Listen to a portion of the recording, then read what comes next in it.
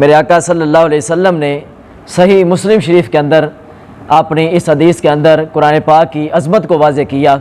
میرے آقا صلی اللہ علیہ وسلم ارشاد فرماتے ہیں مجتمع قوم فی بیت من بیوت اللہ، فرمایا کہ میری امت میں سے کچھ لوگ حضرات و خواتین جب وہ کسی محفل میں جمع ہو کر قرآن پڑھتے ہیں، اگرچہ وہ مرد ہوں یا عورتیں ہوں، وہ کسی بھی محفل میں جب اکٹھے ہوتے ہیں تو کیا کرتے ہیں؟ سرکار فرماتے ہیں یتلون کتاب اللہ، وہ اس محفل میں بیٹھ کر قرآن پاک کی تلاوت کرتے ہیں، وَيَتَدَارَسُونَهُ بَيْنَهُمْ، اور قرآن کو پہلے تو قرآن کو پڑھتے ہیں، پھر قرآن کا لوگوں کو درس دیتے ہیں، کسی ایک محفل میں بیٹھ کر، کسی ایک خاص مجلس میں بیٹھ کر قرآن کو پڑھتے ہیں، قرآن کا درس دیتے ہیں۔ تو ایسے افراد کے بارے میں نبی اکرم نور مجسم شفیع معظم صلی اللہ علیہ وسلم نے فرمایا کہ اللہ تعالیٰ ان مجلس والوں کو 4 انعام عطا فرماتا ہے، ان محفل والوں کو کہ جو آ کر قرآن کو پڑھتا ہے یا قرآن کا درس سنتا ہے، اب ان تمام افراد کے لیے رب ذوالجلال 4 انعام کا خصوصی جو ہے وہ اہتمام فرماتا ہے۔ میرے آقا صلی اللہ علیہ وسلم نے پہلا انعام اپنی اس حدیث کے اندر واضح فرمایا۔ پہلا انعام کیا ہے؟ سرکار دو عالم صلی اللہ علیہ وسلم نے ارشاد فرمایا نازلت علیہم السکینہ۔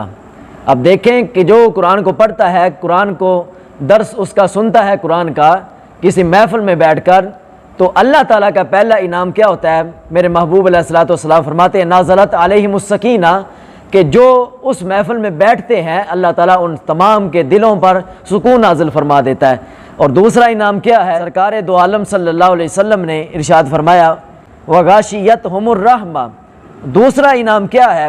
سرکار دو عالم صلی اللہ علیہ وسلم نے فرمایا کہ جتنے بھی افراد اس محفل میں آ کر بیٹھ جاتے ہیں تو اللہ تعالیٰ کی رحمت ان تمام افراد کو ڈھانپ لیتی ہے۔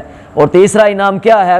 میرے محبوب علیہ الصلوۃ والسلام ارشاد فرماتے ہیں وحفتہم الملائکہ، اور فرماتے ہیں کہ دیکھو اس امت کی شان دیکھو کہ جو رب ذوالجلال نے ان کو قرآن عطا کیا میرے محبوب علیہ الصلوۃ والسلام کو، اب اس قرآن کی یہ امت تلاوت کرتی ہے، اکٹھے ہو کر اس قرآن کا درس سنتی ہے۔ اب 14 صدیوں بعد اس قرآن کی عظمت دیکھو کہ وہ قرآن تو پڑھتے ہیں، قرآن کا درس دیتے ہیں اکٹھے ہو کر، تو سرکار علیہ الصلوۃ والسلام کی اس امت کی شان دیکھو کہ جو اکٹھے ہو کر قرآن کو پڑھتے ہیں۔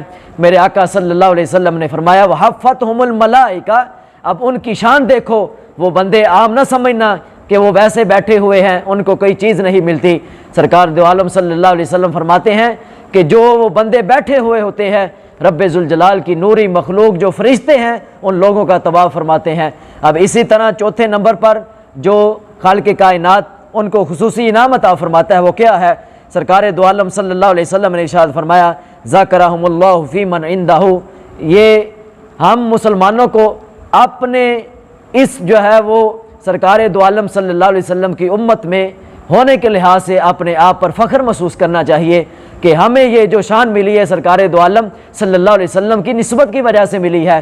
سرکار فرماتے ہیں وذکرہم اللہ، سرکار دو عالم صلی اللہ علیہ وسلم فرماتے ہیں ذکرہم اللہ فی من عندہ، فرمایا ان کی شان یہ ہے کہ وہ تو بیٹھے تو فرش پر ہوتے ہیں، وہ قرآن تو فرش پر بیٹھ کر پڑھتے ہیں، لیکن رب ذوالجلال ان کا ایک ایک کا نام آسمانوں پر فرشتوں کے سامنے لکھتا ہے۔ اعلیٰ حضرت فاضل بریلوی رحمۃ اللہ علیہ فرماتے ہیں سر عرش پر ہے تیری گزر، دل فرش پر ہے تیری نظر، ملکوت و ملک میں کوئی شے نہیں وہ جو تجھ پہ آیا نہیں۔